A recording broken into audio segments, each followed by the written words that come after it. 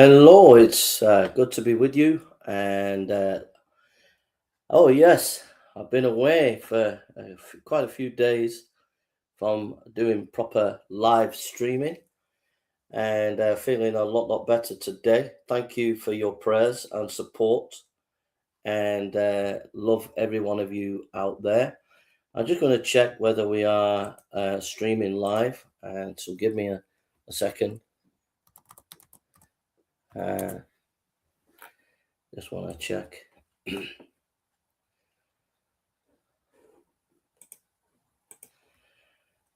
And so see what we hear here.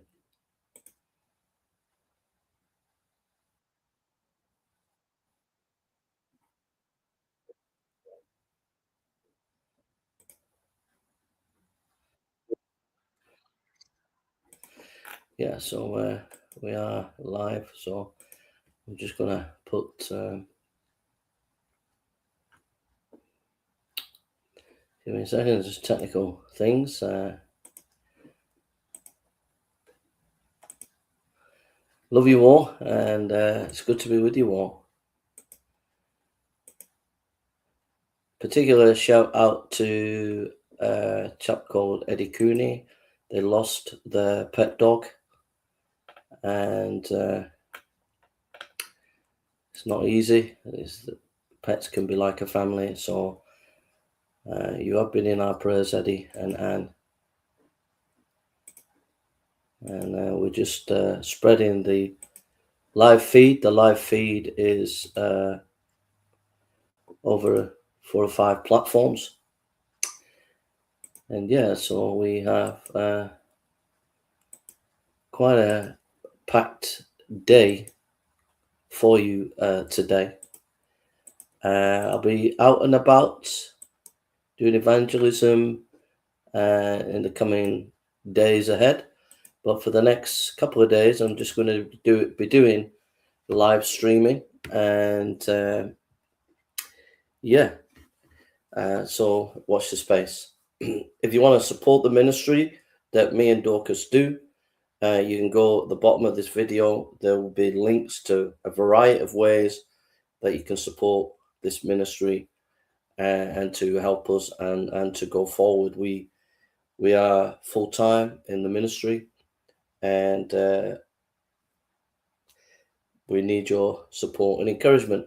The other thing as well, I just want to say thank you again to everybody who supported me and visited my wife Dorcas. I will give a report on Patreon later today. So if you want to go on Africa Without Borders Patreon, then please be free to go there and what I have to share about the report. There is a little report here, but it'll be a bit more detailed on Patreon. Yeah, so it's a packed day today. We've got a lot of things going on today. Live stream. There'll be shorts coming out as well. So look out for the shorts.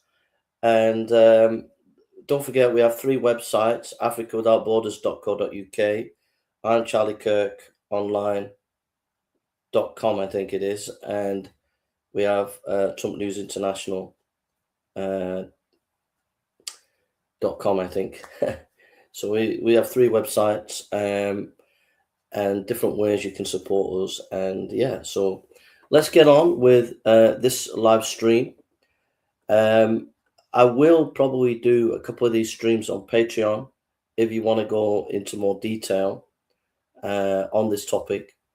Over the next week or 2, I'll do some live streams on Patreon, but it will be on a paywall if you want to listen to these talks on peacemaking.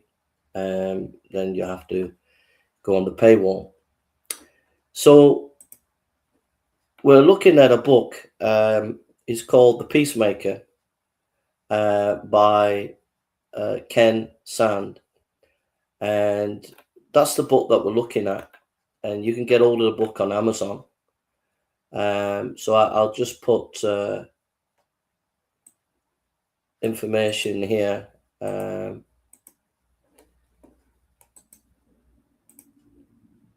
Let me just see.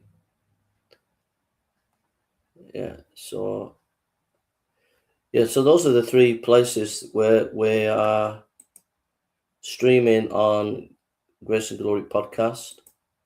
We're streaming here and we're streaming here on Viva Vortex. But that's the book that you can get hold of there. Okay. And it's a cracking book, by the way. Again, you can support us on Patreon. Again, that's our website there. It's a great website for evangelism if you want that. That's another website that we have. There you can buy various books. And if you want to support us on PayPal here. So let's go into this book. And it's a cracking book. So dealing with conflict. How can we deal with conflict, whether it be in marriage, whether it be in business, whether it be in church? And there's a couple of key principles that we can use when you're in conflict, when you're in a battle or a difficulty where you're not getting on with someone or you're not getting on with some community. There are a couple of principles that you can use that can, from the Bible, that can help you. So one of them is 1 Corinthians 10:31. So let's turn to 1 Corinthians 10:31. 1 Corinthians 10:31.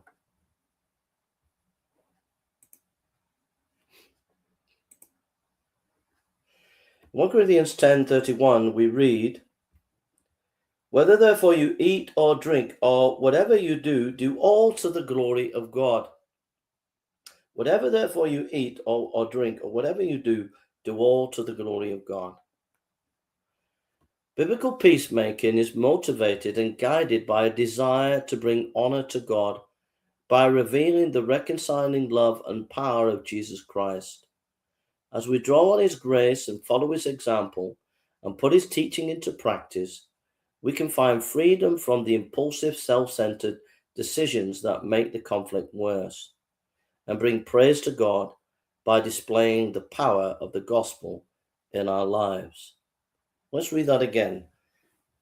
When we're in conflict, we should be thinking about, in the situation, maybe I'm not getting on with my husband or my wife. Maybe I'm not getting on with my children. Maybe I'm not getting on with people in the church or people in my ministry or whatever. The first thing that we should think about is, how am I reflecting the glory of God in this situation?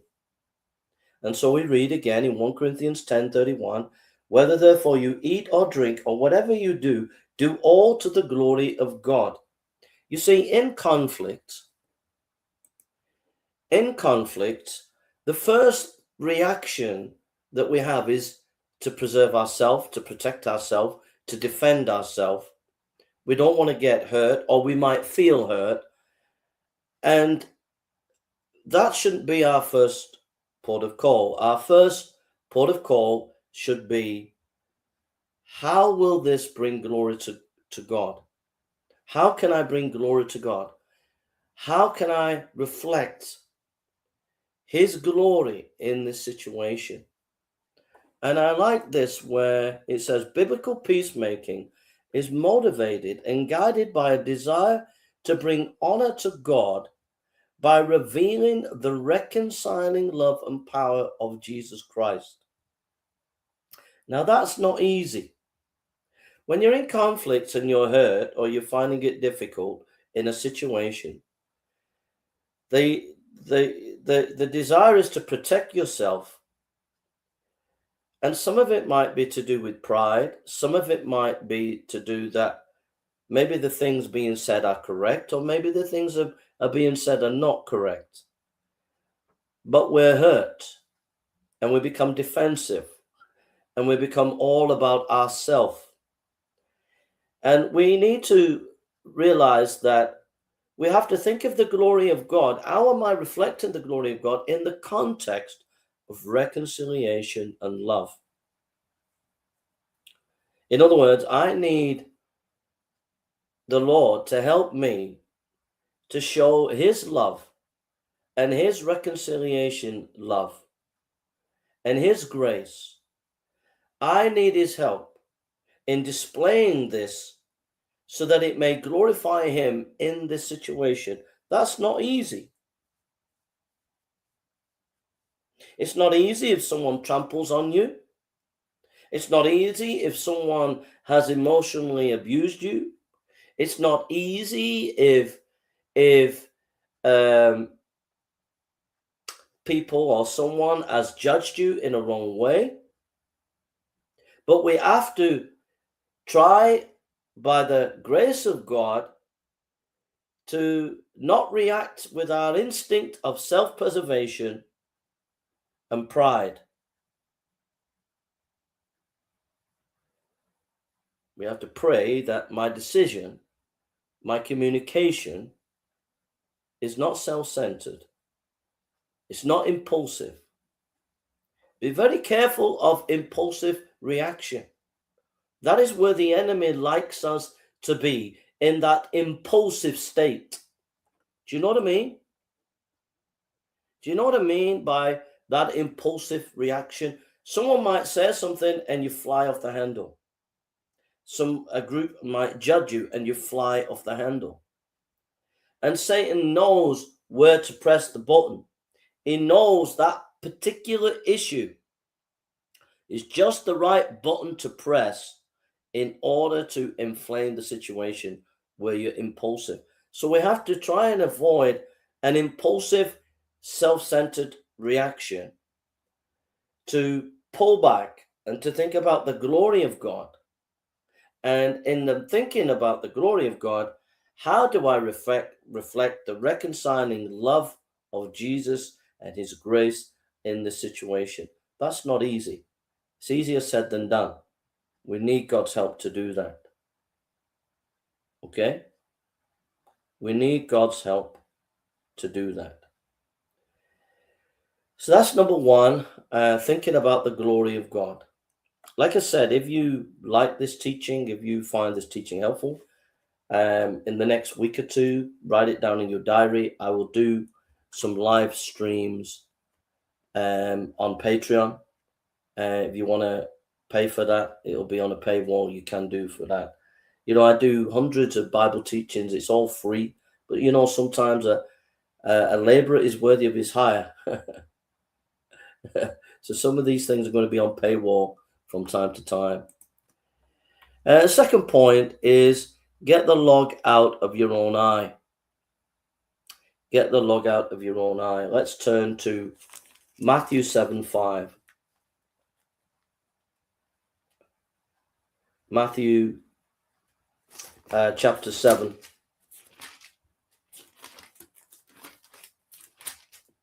Matthew chapter 7. Verse 5 says, "Thou hypocrite, first cast out of thy beam, out of thy own eye, and then thou shalt see clearly to cast out the mote of thy brother's eye." Get the log out of your own eye. Attacking others only invites counterattack. Attacking others only invites counterattacks. I'll say it again. Attacking others only invites counterattack. This is why Jesus teaches us to face up to our own contribution to a conflict before we focus on what others have done. When we overlook others' minor offenses and honestly admit our own faults, our opponents will often respond in a kind. As tensions decrease, the way may be open for sincere discussion, negotiation, and reconciliation. Attacking others only invites counterattack.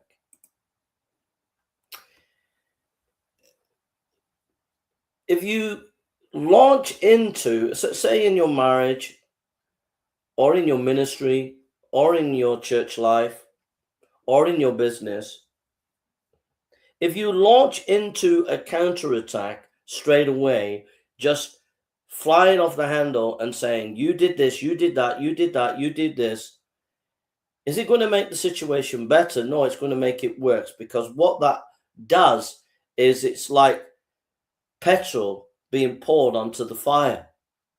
So yes, maybe your wife or husband has said something that's hurt you, and you want to fly off the handle and you want to attack them and say, no, you did this, you did that, you did this, you did that. It's only going to put petrol on the fire. Or you're in your church and there's an argument in the church about some situation, and then someone criticizes you, and then you go and lambast them. It's pours petrol on the fire. Or you're in the ministry, you're a pastor, and maybe the church has criticized you, and so you lambast the church, petrol on the fire. Or you're a businesswoman or a businessman, and some of your work colleagues have criticized you, and then you whack them, petrol on the fire. The first thing to do when the conflict starts is to, with accountability and honesty, before whoever it is, or the group that you are facing, is to look at yourself first and to say, you know what, you're right about that. You know, wife, you said this, you're right about that, I'm sorry. Or, you know, husband, I'm right, you were right about that, I'm sorry. Or, you know, friend, you were right about that, I'm sorry. Or, you know, colleagues, I didn't like what you said, but there are areas I need to improve. You're right about that. So look at your own beam in your own eye before you launch out into anything, before you say anything. It's easier said than done. When people maybe have really hurt you, or maybe your wife or husband has said something that really, really hurts you, and you really want to get back at them. But it's better to look at the beam in your own eye and think, you know what? Maybe my attitude has been wrong here. As a leader, as a pastor, or an elder, maybe my attitude has not been right. Reflect on your own faults first before you launch out into saying anything about the other person. So we've looked at two issues here. We've looked at glorify God. We've looked at get the log out of your own eye. And now we're going to look at gently restore. Gently restore. Galatians 6:1. Galatians 6:1. Let's look at that.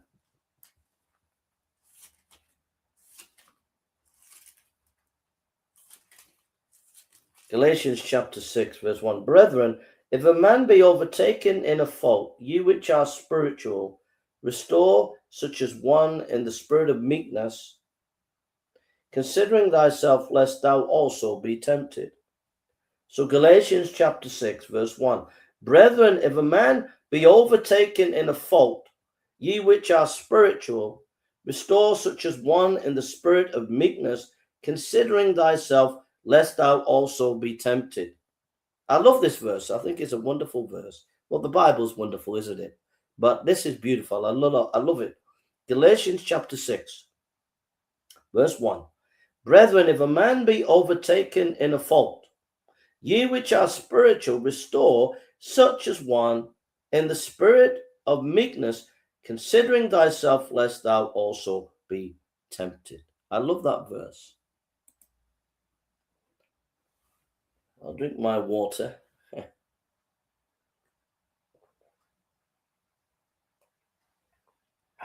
Thank you. So, Galatians 6, verse 1 again. Brethren, if a man be overtaken in a fault, ye which are spiritual restore, which is one in the spirit of meekness, considering thyself, lest thou also be tempted.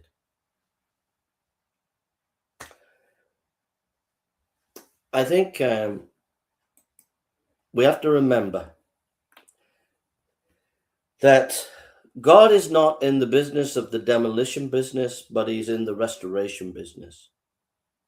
When others fail to see the contribution to a conflict, we sometimes need to graciously show them their fault. If they refuse to respond appropriately, Jesus calls us to involve respected friends, church leaders, and other objective individuals who can help us restore peace.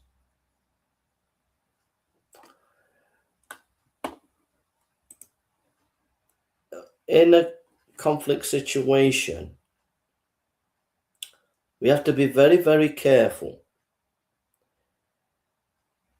You might be right in what you're about to say. You might be right in defending yourself. But what we often do is we often, in defending ourselves, end up wanting secretly, we don't have it like consciously, but secretly, we want to undermine the other person and to destroy their credibility. And the question is this: is that restoration? Is that restoring someone in a gentle way? It says, brethren, Galatians 6:1, brethren, if a man be overtaken in a fault, which you are spiritual, restore as one in the spirit of meekness, considering thyself, lest thou be tempted. Is it really restoration if you really just want to win the argument and destroy the other person's reputation? That's not restoration.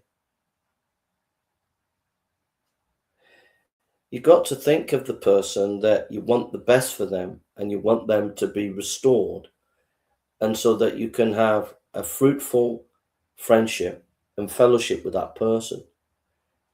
You don't want to be speaking so that you can destroy their reputation or destroy whatever they're saying in order to make yourself look better. So when you, and that goes in a marriage, you're not there to destroy your spouse, to pull them down to such a point where you've won the argument and made them look bad in their own eyes. The same in the church, same in a business. You're there to restore. You're there to restore. If you have that attitude, I want to restore this person, you're going to be a bit more gentler. You're going to be not as defensive, and you're going to be looking to the Lord to work in the situation, to help the situation to come to a better conclusion. So have this attitude of restoration, not demolition. I know it's not easy. It's not easy, say, if your wife says things about you that are not good, or you say something about your wife's not good, and then there's this upset, or you're in church and some people say bad things about you, and then you just want to say bad things about them. It's not easy to have a sense of, I want to restore these people, or I want to restore this person. Sometimes in a marriage you can lose your patience, but no, we have to have this desire for restoration. The same in ministry, we can lose patience, or we can be exasperated by someone's criticism or people's criticism, but we need to be willing to have an attitude of restoration. That's the third point. Have an attitude of restoration. And then let's turn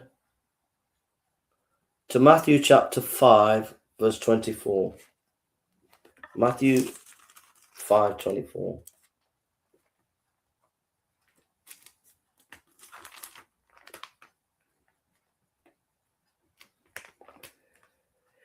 Matthew chapter 5, verse 24. Leave therefore thy gift before the altar, and go thy way. First be reconciled to thy brother, and then come and offer thy gift. Agree with thy adversary quickly. Sorry, I've got an itchy nose. I always get itchy nose when I'm going live streaming. Agree with thine adversary quickly while thou art in the way with him, lest at any time the adversary deliver thee to judge, and the judge deliver thee to the officer, and thou be cast into prison. It says here, finally, peacemaking involves a commitment to restore damaged relationship and negotiate just agreements. When we forgive others as Jesus has forgiven us, and seek solutions that satisfy others' interests as well as our own, the debris of conflict is cleared away and the door is open for genuine peace.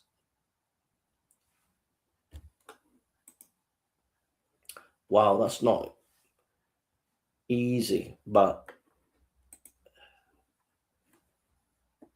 there is a desire as a peacemaker to be committed to restoring damaged relationships.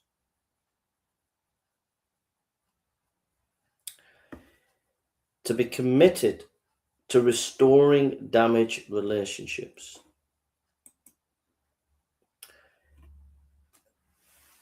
It's not easy because,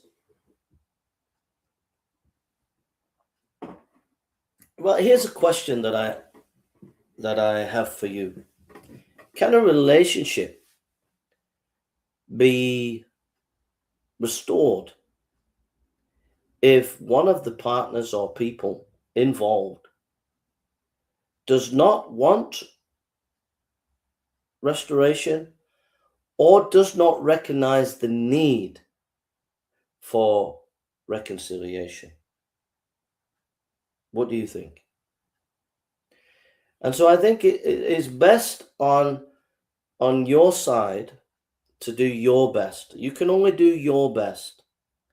So be committed to making that effort to be reconciled with that person or that group as best you can.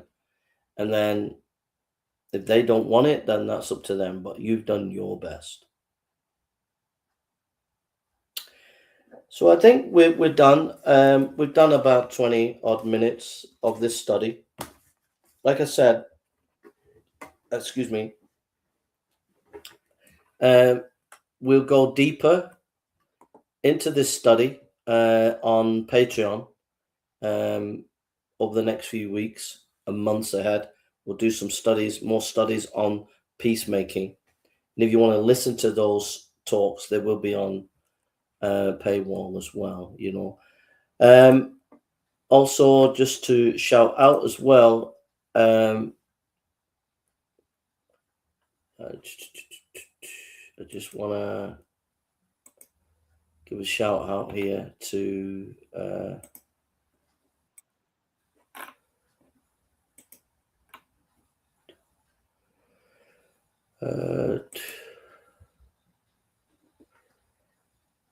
yeah, so I just want to give a shout out here is that I'm planning the end of March to go for at least a month. I hope to go for a couple of months to Malawi.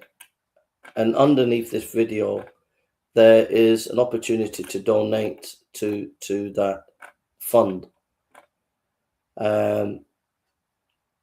I'm looking to go for at least 10 weeks to teach pastors there, to do evangelism amongst Muslims in April, May, and June, or at least 4 weeks.